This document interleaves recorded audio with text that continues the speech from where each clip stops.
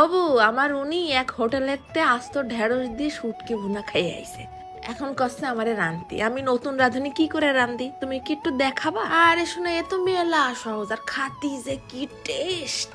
আমিও প্রায় প্রায় আমার ঘরে রান্ধি, গোশ ফেল। তা ফার্স্টে আগে কয়টা অবিবাহিত দামড়া কষি দেখে ঢেঁড়স নিয়ে নিতে হবে, মানে সিহারা যাই হোক কষি হতে হবে। এরপর আস্তে আস্তে ধুয়ে নিয়ে মুখ আর পাছাটা ফেলাই দিতে হবে, মানে ভিতরে মশলা ঢুকতে হবে না। তবে তোমার মন চাইলে তুমি আরো ছোট ছোট করে কাটতে পারো। এইবার নিয়ে নিছি বাঁশপাতা শুটকি, ওই যে ভিজে ভিজে যেগুলো হয়। এর যে কি একটা মারাত্মক গন্ধ রে। তবে যারা পছন্দ করে তাদের কাছে লাগে ভিআইপি ঘেরা। আমি হাফ কেজি ঢেঁড়সের জন্য 3-4 পিস শুটকি নিলাম। তরকারিটাই গোশের ফিল দিতে দুটো আলুরে আবার দামড়া করে কেটে নিছি, আর ফালি করে কেটে নিলাম বাপের বাড়িতে চাই নিয়ে আসা দুটো বয়সের আগে জাগ দিয়ে পাকানো টমেটো।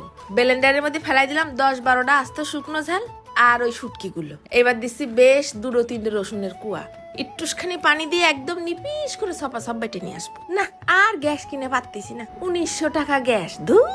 তাই TQIU ব্র্যান্ডের মাল্টি কুকারেই রান্না শুরু করেছি দুপুরের ভারী রান্নাটা। কারেন্ট বিলও কম ওঠে, তেলও কম খরচ হয়, আর সবচেয়ে বড় কথা যে কোনো ধরনের ভাজি ঝোল তরকারি ভাত সবকিছু রাঁধতে পারবা। যাকে লাগবে দ্রুত করে অর্ডার করে ফেলো। TQIU পেজ লিংক থাকবে না এই ভিডিওর ক্যাপশনের কমেন্টে।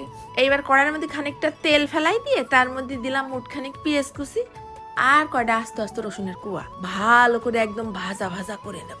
যেই পেঁয়াজ রসুনের গায়ে রং ধরিছে তখনই ঢেলে দিলাম ওই শুটকি বাটাটুক, আবার কোটোটা ধুয়ে খানিকটা পানিও মারি দিলাম। এইবার ফেলাই দিলাম স্বাদ অনুযায়ী খানিকটা নুন আর 1 চামচের মতন হলদির গুঁড়ো দিচ্ছি, আবার 1 চামচেরও কম একটুখানি জিরের গুঁড়ো আর একটুখানি 1 চিমটি আদা। শুটকির ঘেরানটা যারা বেশি চাও তারা আদাটা না দিলেও হবে না। এবার মশলাটা সময় নিয়ে নেড়ে চেড়ে ভুনে নেব।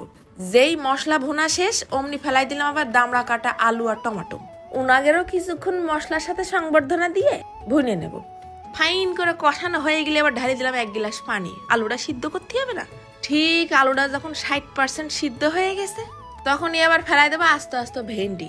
ভেন্ডিটাও কিছুক্ষণ মশলার সাথে কষাই নিয়ে ঢালি দিলাম আরো 1 গ্লাস পানি। ভেন্ডিটা সিদ্ধ হয়ে যাওয়ার পর কিন্তু আর বেশি নাড়াচাড়া করা যাবে না, তাহলে আবার পুরো তরকারিটা যাবে না বিজলে বিজলে হয়ে। শেষমেশ ফেলাই দিলাম পাইকে যাওয়া কটা ধনেপাতার ডাল কুচি। ভালো করে নাড়িয়ে চেড়ে মিশাই নিলে হয়ে যাবে না ঝাল ঝাল করে আস্ত ভেন্ডি দিয়ে শুটকি ভুনা। এ যে কি টেস্ট, গোশ রেখে খাতি মনে যাবে না। আর এখন ঈদের পর তো সবারই রুচি নষ্ট। দেখি যে ভেন্ডি গুলো একটাও ঘেটা ঘেটা হয়নি, আবার নরম তুলতুলে হয়ে গেছে। মোলায়েম শুটকির ঝোল দিয়ে ভাত মাখায় ঢেঁড়সটা একটু ভাজ করে তুলে দিছি গালে। আর সাথে আলু তো না মনে হচ্ছে ডায়মন্ড খাচ্ছি, ডায়মন্ড। শোনায় সোহাগা যেরম ঝাল হয়েছে সেরম টেস্ট। শুটকিতে একটু ঝাল ঝাল না হলে চলে। ভেন্ডিগুলো মোমের মতন গলে গেছে না, ভাতের মধ্যে ভরাই নিয়ে গালের মধ্যে চাইলে মারলি সুরত সুরত করে পেটের মধ্যে চলে যাচ্ছে। আর তরকারির কালার খেন দেখিছে, দেখেই তো মনে হচ্ছে 2 বস্তা চাল সিদ্ধ করে নিয়ে বসি। এ অল্প স্বল্প ভাত খেয়ে উঠতে পারবেন না। আমার স্যামরা যেই মানুষ চাপা শুটকি মোটা ছুয়াতেই পারি না, সে আজকে গামলা নিয়ে বইছে। জায়গে যায় এইরাম করে রাইন্দে টুকুস করে হাফ প্যান্টের সামনে দিবা, খাইয়ে খুশির ঠেলায় 2 হাত তুলে দোয়া করে দেবে। চলে যাচ্ছে, ধন্যবাদ।